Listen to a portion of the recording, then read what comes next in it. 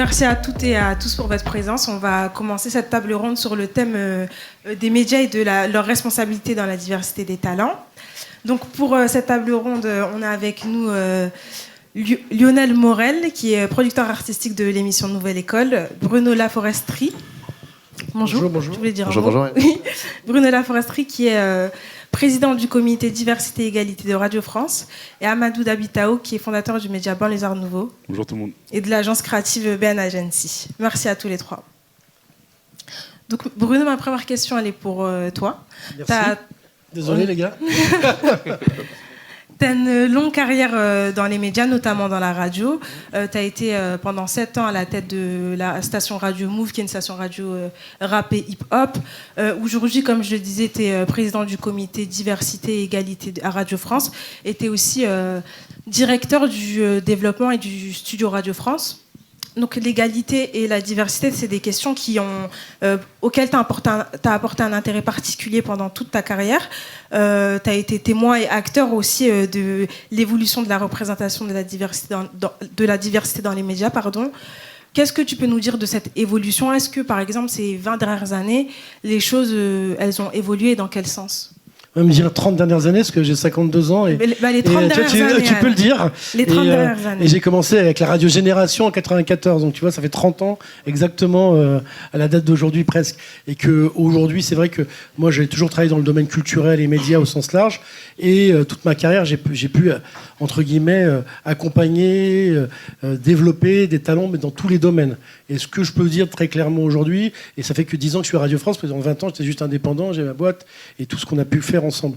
C'est dire, aujourd'hui, il y a eu un cassage énorme de barrières, parce qu'en fait, le public, grâce notamment le côté positif des réseaux sociaux ou du streaming, parce qu'il ne faut pas oublier le streaming au passage. Moi, je viens de la génération rap où on ne pouvait pas, 94, Time Bomb, on ne pouvait pas vendre des disques en Fnac, tu vois ce que je veux dire? Donc on en était là.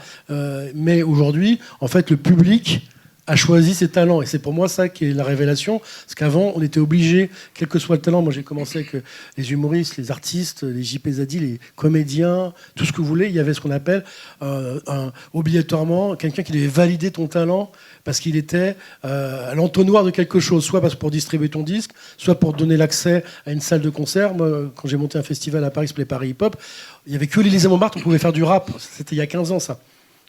C'est-à-dire qu'on pouvait éventuellement, parce qu'on était très gros, faire un Bercy si on s'appelait Ayam, mais t'étais un artiste de rap, t'avais pas de salle où tu pouvais louer. Parce qu'on disait on veut pas de rappeurs, c'est que des problèmes et ils achètent pas de bière. Le public, c'était ça un peu le concept des salles de rock et des salles à Paris il y a 15 ans. Donc aujourd'hui, ce qu'on peut dire, c'est que le public a choisi ses talents grâce à la désintermédiation, le streaming d'un côté, que vous connaissez tous, les réseaux sociaux, et qu'enfin, on a la juste représentation des talents, quelle que soit leur histoire, leur couleur de peau, leur truc. Non, t'as un talent, le public t'aime, tu peux accéder à une audience, et aujourd'hui, les médias courent après les audiences, courent après les talents. Donc il y a une inversion, entre guillemets, du rythme et du cycle que j'ai connu, où il fallait défendre les talents auprès de quelqu'un derrière son bureau en mode « ouais, j'y crois, non, j'y crois pas, t'existais pas ». Et aujourd'hui, en fait, les gens qui sont en position dans les médias courent après les talents qui ont été découverts par vous, par le public. Voilà, en 2 mots, en guise d'introduction. Old school. Voilà. Merci pour cette réponse. La nouvelle école, moi je suis ancienne école. Amadou a fondé le média Banlieusards Nouveau, qui justement met en avant des talents issus de la banlieue. Donc en 3 ans, ton média il a explosé, et aujourd'hui vous faites briller des personnes qu'on n'a pas forcément l'habitude de voir dans des médias plus traditionnels. Est-ce que tu te souviens du déclic qui t'a donné envie de te lancer dans cette aventure, et c'est quoi aujourd'hui ta vision, aussi bien avec le média qu'avec l'agence?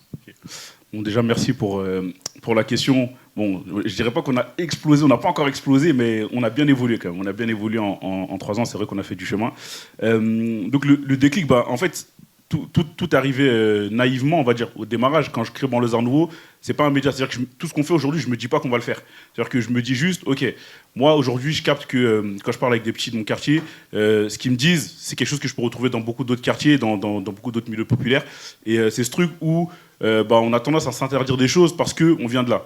Et je trouve que c'est hyper injuste parce que, en fait, il faut savoir que ce qui fait que j'arrive à avoir ce recul-là, c'est que j'ai la chance de pousser un peu plus les études, de fréquenter des personnes d'autres milieux. Et dans d'autres milieux, c'était pas un problème en fait ça. On n'a pas, c'est pas un problème. Même. Enfin, dès qu'on veut faire quelque chose, on a le cadre, on a les parents, etc. Mais les choses sont mises en place pour qu'on puisse faire ce qu'on veut. Et nous, dans le quartier, par contre, il y a ce truc où on s'interdit carrément. C'est-à-dire que c'est même pas qu'on manque d'opportunités, c'est qu'on s'interdit carrément même d'oser penser ça en fait. Et donc je me dis, ok, là, on a un problème, on a une problématique, c'est la représentation. En fait, il faut déjà déconstruire. C'est-à-dire que si on pense et on s'interdit des choses, c'est parce que pour nous, les gens qui nous ressemblent ne peuvent pas faire ça. Donc je me dis, ok, pour déconstruire ça, en fait, on va montrer justement d'autres modèles, d'autres histoires. Donc moi, j'ai choisi l'angle plus quand même de la culture, parce qu'aujourd'hui, la culture, c'est un vecteur, c'est un outil extrêmement puissant pour véhiculer des messages, pour amener les gens à construire et façonner leur perception du monde à travers les films, à travers la musique également. On a pu l'apercevoir à plusieurs reprises, l'impact en fait que la culture avait sur une société. Donc de la même manière, si je reprends les mêmes outils, donc la culture, et je change les récits, forcément, ça aura un impact sur les personnes qui vont consommer cette culture-là. Donc j'ai créé un média, j'ai créé d'abord un compte Instagram sur lequel on garde les codes, on reste hyper authentique, mais on change le message qu'on a l'habitude de recevoir. Et donc voilà, c'est comme ça que je crée Banlieusards Nouveaux. Et aujourd'hui, la vision, j'ai cette vision d'expansion, c'est-à-dire qu'aujourd'hui, je me dis que Banlieusards Nouveaux a quand même un rôle à jouer et j'ai pu le voir à plusieurs reprises parce que y a des personnes qu'on a pu recevoir sur le média et qui m'ont fait des feedbacks en me disant il y a ce truc qui vient de, tu sais que grâce aux médias, ou tu sais grâce à l'interview, j'ai pu avoir ci, j'ai pu avoir ça. Tu sais que j'avais fait d'autres médias, mais on n'avait jamais eu autant de force que vous. Et pourtant, ils sont passés sur des médias à plusieurs millions d'abonnés. Nous, avec nos 50 000. Mais grâce à cette authenticité, à la communauté qu'on a pu créer, justement, il y a ce truc qu'on arrive à propulser d'une certaine manière les gens. Donc voilà, l'idée c'est de continuer cette expansion, de se dire à 50 000 on peut faire ça, qu'est-ce qu'on peut faire à 500 000, qu'est-ce qu'on peut faire à 1 million. Et donc voilà, c'est ce truc où il faut qu'on continue à grossir. Et pour continuer à grossir et rester indépendant, j'ai Ben Agency justement. Et l'idée aujourd'hui là, je m'arrache la tête un petit peu, mais c'est vraiment ce truc où comment on va se positionner en tant qu'agence et on va devenir une agence très vite incontournable sur les cultures populaires et sur l'impact. Donc voilà, donc c'est la suite. C'est ce que je vous souhaite en tout cas. Merci. Lionel, tu as plus de 20 ans de carrière dans les médias également, dans l'industrie musicale aussi, en chaîne TV, TF1, M6, et tu es ensuite passé du côté production, chez Vice et chez Media One aussi, et Black Dynamite. Tu es producteur exécutif de la cérémonie Les Flammes, tu es un des producteurs aussi de la série Thérapie sur Vice, et depuis 4 ans, tu es producteur artistique de l'émission Nouvelle École. C'est un concept qui nous vient des États-Unis, de l'émission Rhythm and Flow. Et la France et les États-Unis, c'est deux mondes très différents. Comment est-ce que vous avez adapté l'émission au contexte français? Et comment est-ce que vous en avez fait une émission qui veut parler de rap de manière authentique, mais qui s'adresse aussi au grand public? Bonjour à tous. J'ai essayé de me remémorer tout ce que tu m'as dit. Donc, comment on en est arrivé sur Nouvelle École entre la version US? On a été, il y a un appel d'offres qui a été fait par Netflix, où différents producteurs français se sont positionnés, forcément, étant donné qu'on était le deuxième marché grâce à des personnes comme toi qui ont poussé grandement le rap en France à la bonne époque. Et on s'est dit, moi j'étais à l'époque chez Vice, et avec l'équipe et Dolores maintenant qui est d'ailleurs chez Netflix, l'idée c'était de se dire d'être le plus proche de ce qui se passe en étant chez Vice avec la scène rap, dont on avait des vrais liens, dont personne ne parlait encore vraiment à l'époque comme on le faisait nous. Aucune chaîne de télé en tous les cas classique, historique, et aucune autre plateforme ne s'était positionnée là-dessus. On voulait sortir des schémas et des stéréotypes. En fait, pour être le plus proche, le plus droit, le plus juste, pour ça, il faut parler et s'entourer des personnes qui le font réellement. Et voilà, c'est pas moi avec ma tête de bateau à la boule, même si je suis un pété au rap depuis que j'ai 15 ans, et c'est en tant que pur produit parisien, c'est entouré des gens de labels, des gens de médias, des gens de chez Bouscapé avec qui on travaille par exemple depuis maintenant 2 ans sur cette série. C'est savoir t'entourer des créatifs d'images, des gens qui font du clip, des gens comme Demolition qui ont été à l'initiative de plein de choses. C'est t'entourer des bonnes personnes, voilà. Et surtout, aller chercher des personnalités en talent, parce que c'est quand même le premier show, après je vais pas faire 3 heures sur Nouvelle École, mais c'est le premier show où tu écoutes, avant d'écouter un tube peut-être avec un featuring avec Zola à la fin, t'entends vraiment ce qu'un petit ou une petite qu'on connaît pas va envoyer, c'est son texte, sa technique, sa manière d'être. Et c'est quelque chose de très global, et ce que j'essaie de faire dans toutes les productions où je travaille, c'est donner la parole à des gens et des artistes ou des professionnels, peu importe ce qu'on met à l'image, qui sont très organiques et réels par rapport à ce qu'est la société aujourd'hui. Et donc l'artistique, la culture étant la base de tout, un petit peu quand même. Voilà. Je réponds à toutes tes questions non. Ouais, non, si, ça va. Mais comment l'adapter aussi au territoire, au contexte français? Quand l'adapter effectivement, Rizzo Melfo qui vient de revenir hier avec une saison 2 US qui est depuis hier sur la plateforme. Nous, on s'est démarqué sur quelque chose, c'est de se dire, voilà, on va pas faire le côté bling-bling, qui était très respectable, le côté pathos. Après, on va pas se mentir, aux US, le rap, le hip-hop plutôt, il est traité depuis longtemps, différemment, de manière beaucoup plus logique, et culturellement c'est autre chose. En France, il y en aura toujours, hélas. On est là pour les combattre tout un chacun ici. C'est les clichés autour du hip-hop. Donc en fait, on s'est associé de se dire, on a réfléchi, on s'est dit, on va pas faire du bling bling, on va pas faire du pathos. On va montrer les gens réellement sur ce qu'ils sont. On a les mêmes types d'épreuves, ça c'est vrai, mais par contre c'est le casting, les gens qui y entourent et la manière de filmer qui est différente, et la manière de narrer et le montage aussi. Voilà. En gros, on n'est pas du tout comme la même version US, quoi. Même si la version 2 que j'ai commencé à regarder fait penser à plein de bonnes choses de la saison 1 qu'on avait faite. Et c'est très bien, s'il s'inspire de nous. Voilà. Super, merci. Bruno, on reproche souvent aux médias et même à d'autres secteurs des industries culturelles et créatives comme la mode ou la pub de surfer sur la diversité pour avoir une bonne image ou même pour vendre. Qu'est-ce que tu en penses? Et aussi, selon toi, comment est-ce qu'on peut s'assurer que les initiatives qui mettent en avant la diversité intègrent les personnes concernées à tous les niveaux? En fait, c'est vrai que ce que tu dis, c'est vrai. Les gens qui font du marketing sont des opportunistes. Quel que soit ce qu'ils vendent, que ce soit du yaourt ou de la mode. Donc il faut croire que opportuniste au sens positif, c'est-à-dire qu'on trouve des opportunités pour vendre, parce qu'à la fin, tout ça, c'est du business, c'est du commercial. Et moi, à la limite, des gens qui pensent comme ça, qui se disent mon objectif en tant qu'entreprise capitaliste, moi, à la limite, on peut se poser la question du capitalisme ou pas, mais ça, c'est un autre sujet, un autre débat. Mais si on considère qu'on est dans une société où les produits se vendent et que l'entreprise veut en vendre le maximum, tout en essayant de limiter les dégâts environnementaux et sociaux, etc., je pense à cette hypothèse, parce qu'il y a d'autres hypothèses économiques qui existent. Dans cette hypothèse, au moins aujourd'hui, ce que moi j'ai vécu et ce qu'on a vécu et qu'on peut continuer, et ça peut recommencer. Moi, je suis de la génération où Lacoste, et mes amis d'Arsenic, les mecs voulaient leur interdire de porter du Lacoste. En mode, mais on veut pas de Renoir qui porte du Lacoste. Parce que pour nous, c'est des blancs qui font du tennis, basta cosy. Donc on vient quand même et là on parle de la mode.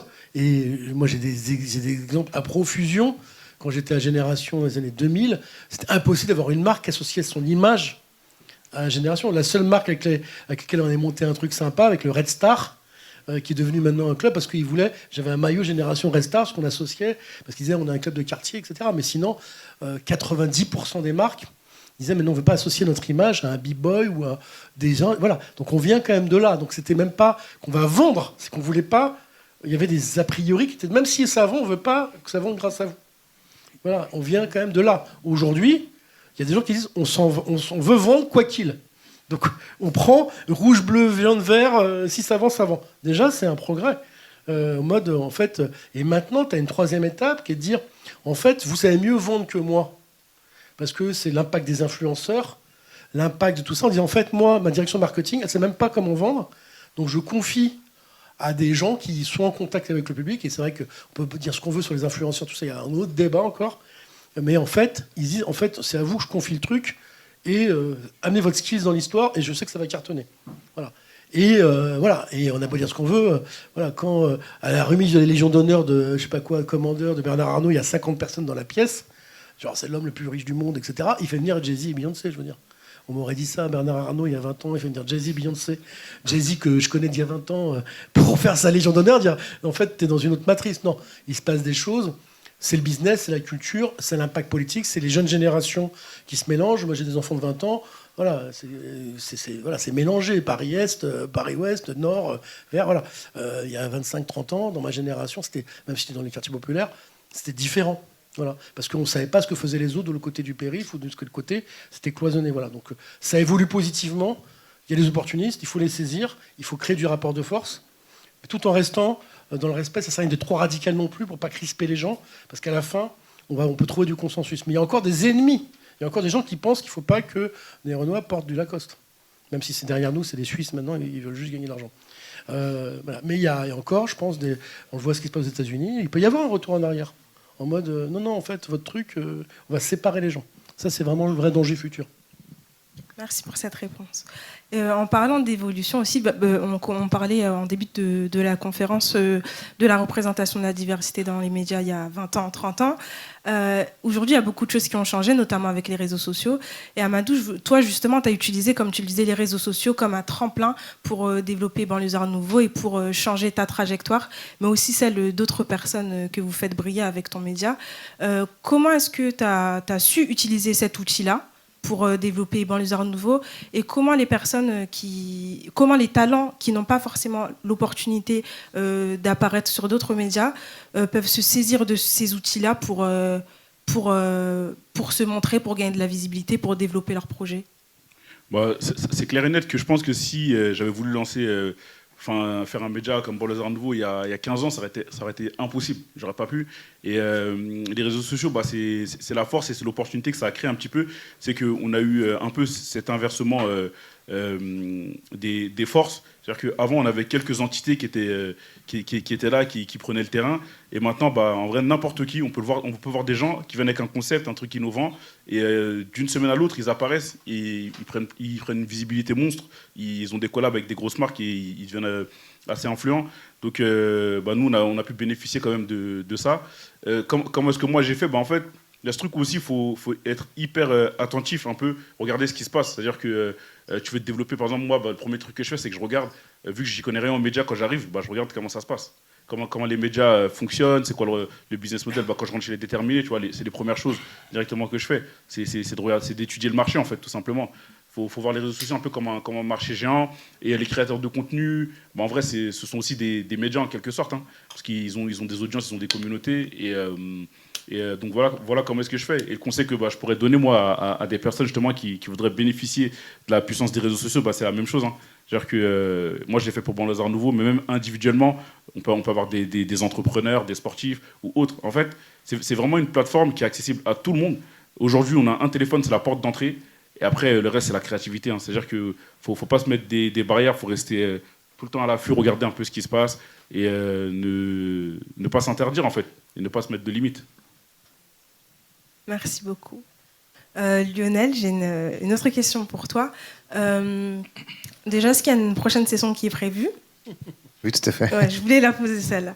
Et du coup, vous recevez beaucoup... J'espère, on verra, oui. Ouais, j'espère aussi. Vous recevez beaucoup de si talents... Netflix... Vous recevez beaucoup de talents dans Nouvelle École.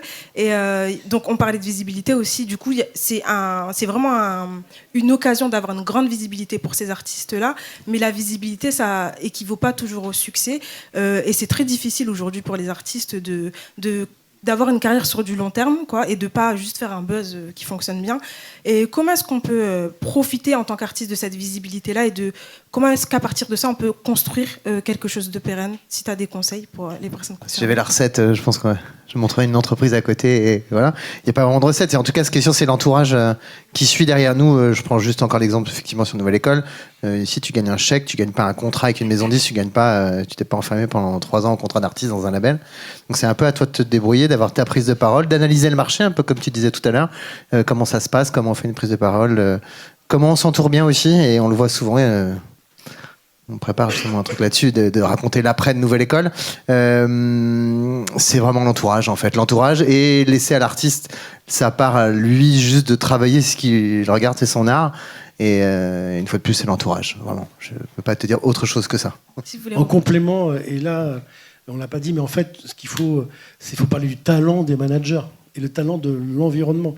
Là, si j'ai un conseil à donner, dans l'environnement, j'ai travaillé toute forme d'artiste, et ça peut être le compagnon et la compagne aussi, hein, c'est des éléments, c'est aussi l'entourage positif, très positif, qui peut être négatif, vice versa.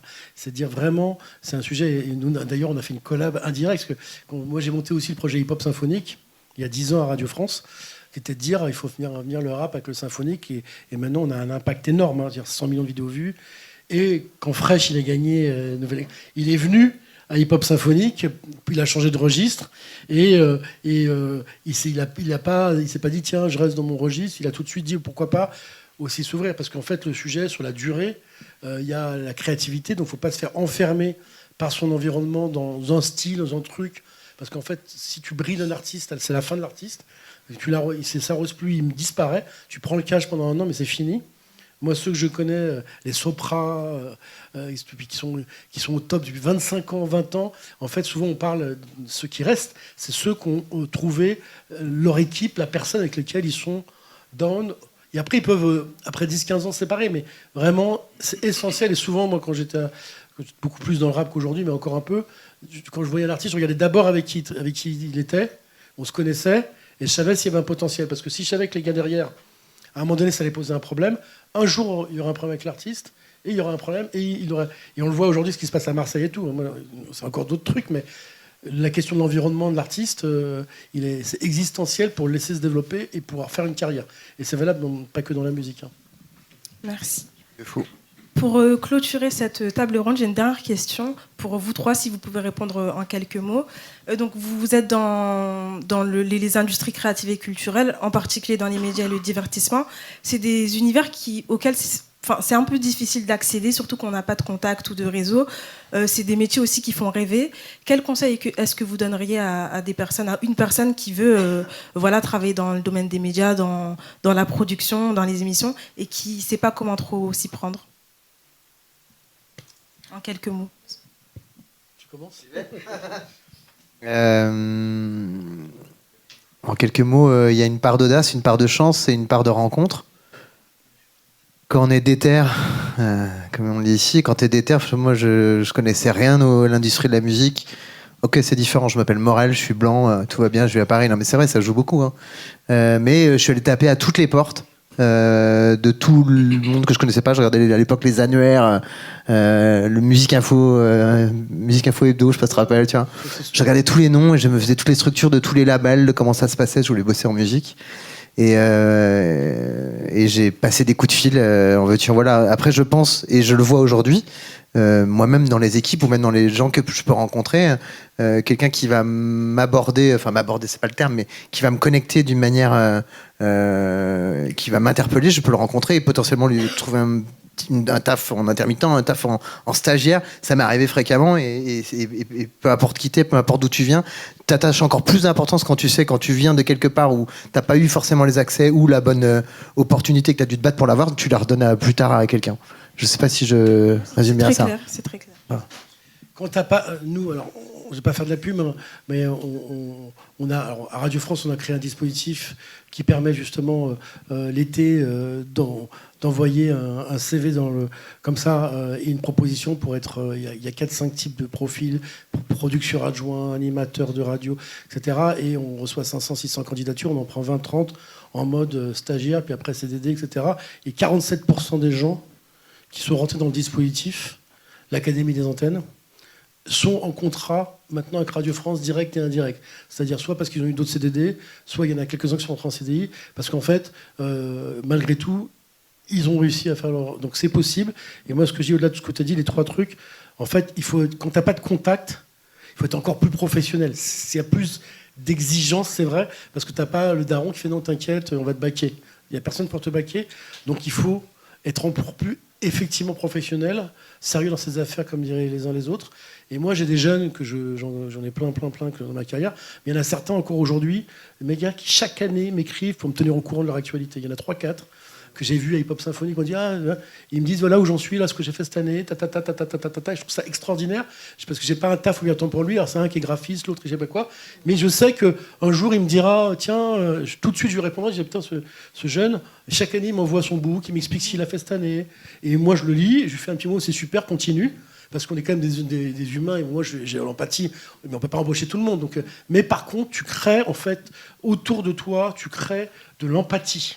Et pour réussir, il y a 2 façons de faire. Moi, je crois plutôt à l'empathie. Il faut que tu crées de l'empathie et de l'envie. Parce que ceux qui créent de la crainte et de trucs, ça peut marcher aussi. Il y en a certains, on en connaît dans les artistes. Mais c'est quand même plus complexe. Donc, créer de l'empathie, n'hésitez pas, parce que l'empathie, ça amène de l'empathie dans un monde normal. Et effectivement, être pro et rien lâcher. Vraiment rien lâcher. Les gens qui ont demandé 7 rendez-vous, au 7e, je leur ai donné rendez-vous. Non, mais c'est des choses qui arrivent. Voilà, donc c'est malheureusement ou heureusement, c'est comme ça. Et Amadou, en quelques mots. Et du coup, pour répondre à ta question, moi, je vais parler plus avec, on va dire, ma jeune expérience, tu vois, de ce que j'ai pu observer. Je pense qu'en vrai, aujourd'hui, plus que jamais, en tout cas, c'est plus accessible. On a l'avantage aujourd'hui que la culture qui domine, c'est une culture que nous, on a naturellement. Donc, je pense qu'il faut pas mal en jouer. Effectivement, comme ça a été dit avant, ne pas hésiter aussi à aller toquer aux portes.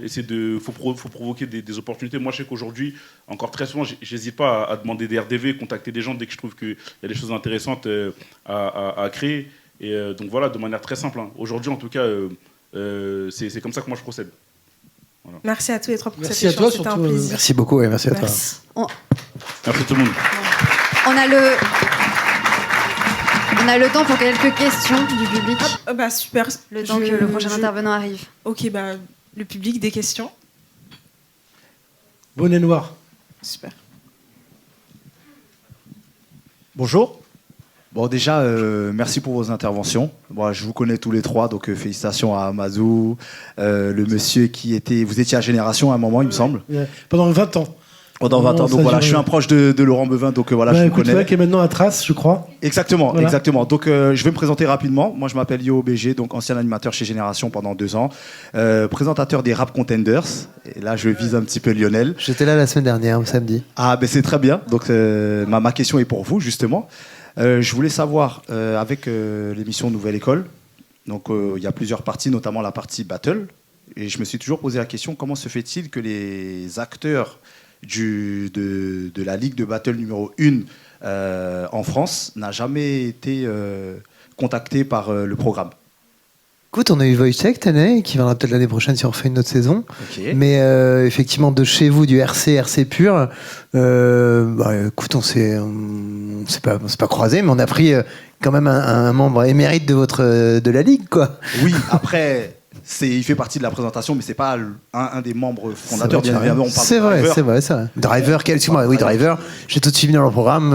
Bien il sûr. a toujours été présent, tu vois. Bien sûr, mais c'est intéressant ce que tu dis. Voilà, mais c'était par rapport à ça, savoir en fait si vous aviez déjà pensé à faire une collaboration réelle entre.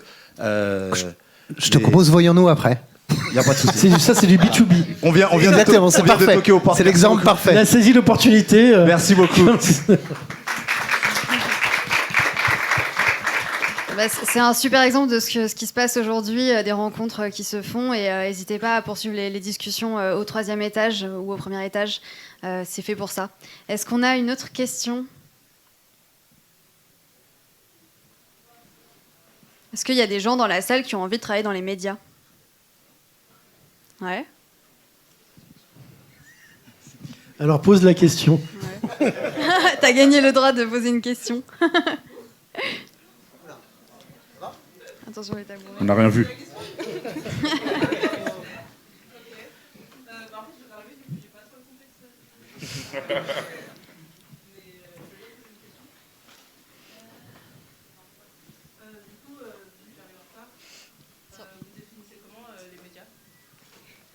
Pardon ? Vous définissez comment les médias pour que je puisse du coup répondre à... Vous avez 2 heures ? Travailler dans les médias. vous avez une journée. Peut-être que ça peut être une question un peu plus ouverte sur la façon dont vous adaptez aujourd'hui aux nouveaux moyens de communication des jeunes, et est-ce que c'est une partie intégrante de votre démarche aujourd'hui ? C'est une très bonne question en fait, parce que faut être très clair, à un moment donné les médias, tu pouvais leur donner une liste. Tu avais une liste de médias, et c'était 50 médias, 100 médias, par type, radio, télé, et aujourd'hui c'est fini tout ça. Et en fait, on est passé de macro-médias à chacun et son média, micro-média. Et en fait, travailler dans les médias, c'est soi-même on le devient, et tout le monde peut travailler dans les médias aujourd'hui d'une manière ou d'une autre. Sauf si on considère qu'on met de côté des médias officiels, ceux qui répondent à certains critères. Mais de plus en plus, la frontière, elle est de moins en moins. YouTube et la télé, c'est quasiment la même chose aujourd'hui. Tu vois, à peu près. Hein. La radio et les podcasts. Il y a des podcasts qui font beaucoup plus d'audience que certaines émissions de radio officielles. Donc, et certains podcasts qui sont montés par des gens dans une pièce avec un micro, dans l'absolu. Beaucoup aux États-Unis, en France, ça arrive quand même fort. Voilà, donc en fait, les médias, c'est tout le monde. Après, il y a le modèle économique du média. Est-ce qu'on peut vivre de son travail dans un média ? Et ça, je pense que c'est ça la bonne question, de se dire quels sont les moyens de vivre de son travail quand on est soi-même un média ou qu'on travaille dans un média. Et là, c'est d'autres sujets sur la question marketing, commercial, le brand content, le self-branding, tous ces sujets d'une révolution du marketing mondial. Et on ne sait pas jusqu'où ça va aller. Un jour, il y a peut-être des marques qui vont créer des personnalités, des avatars, on ne sait pas, ou des gens qui vont caster pour qu'ils deviennent, avant d'être connus, qu'ils les font connaître des influenceurs. Ça change totalement le système en fait, de financement des médias. C'est ça le plus important, plus que le fait que chacun aille travailler dans un média, dans l'absolu. Peut-être une dernière question. Est-ce que... Non, si ça a généré des questions. Devant. Voilà, ça... Qui veut prendre le micro ? Là, j'ai une main tout au bout. On va commencer par toi. J'ai entendu une statistique qui disait, bonjour déjà, j'ai entendu une statistique qui disait que YouTube dépassait en audience les chaînes de télévision. Vous voyez l'évolution dans les prochaines années comment et qu'est-ce que vous en pensez ? Oui, c'est en tout cas sur les cibles, il y a un grand changement, ce qui est très bien. Mais même nous, j'ai l'impression, nous tous, si on est passionnés, on consomme plus non plus de la même manière. Donc aujourd'hui, j'allume quasiment jamais ma télé, si c'était pour allumer ma box, faire du replay sur certaines applis qui m'intéressent et ma télé plateforme. Donc ça, c'est pour répondre en tout cas sur l'histoire de l'audience. Je pense qu'il y a un changement. Après, il y a quand même toujours à peu près 3 heures par jour où la France moyenne regarde la télé. Ils sont encore leaders là-dessus, si je ne me trompe pas. Je n'ai pas les chiffres en tête, je les regarde moins qu'avant. Et pour répondre à la deuxième partie de ta question, c'était comment ça va évoluer tout ça. Moi, je vois ma fille, elle a 13 ans. Elle ne sait même pas ce que c'est que la télé et elle ne sait même pas ce que c'est que regarder quelque chose en linéaire. Donc Mais la télé, en fait, ça devient... C'est fini. En fait, c'est tout simplement un support physique. C'est mieux de regarder... moi, j'ai des enfants qui ont 20 ans. Ils regardent des programmes YouTube sur la télé. Parce que c'est vraiment, et le son est meilleur. C'est juste c'est ça la télé. C'est pas, mais que ça soit France 2 ou YouTube, en fait, c'est un support physique qui permet de regarder des images et du son mieux que sur son téléphone, même s'il y a beaucoup de consommation sur son téléphone. La télé, ça sera ça, de toute façon. Ouais, c'est vrai, ça. Et il y aura accès à Internet, et puis on regarde tout ce qu'il y a à regarder.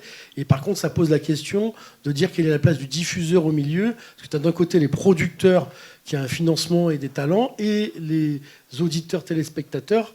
Et entre les deux, tu as des supports physiques. Voilà. C'est pour ça qu'ils viennent tous des plateformes, TF1+, je sais pas quoi. En fait, ils se positionnent comme YouTube, c'est-à-dire une plateforme de contenu avec un modèle publicitaire ou un modèle d'abonnement. C'est ça, c'est de nouveau, il faut réfléchir que si vous voulez travailler dans ces métiers-là, aussi bien connaître les modèles économiques, réfléchir à ça, pour savoir où vous allez. Il y a des modèles de financement qui sont payants, gratuits, publicitaires. Voilà. Ça, c'est des choses, en termes de culture générale, que si je dois recommander des choses, que je recommande de bien connaître aussi tout ce qu'il y a derrière. Merci beaucoup.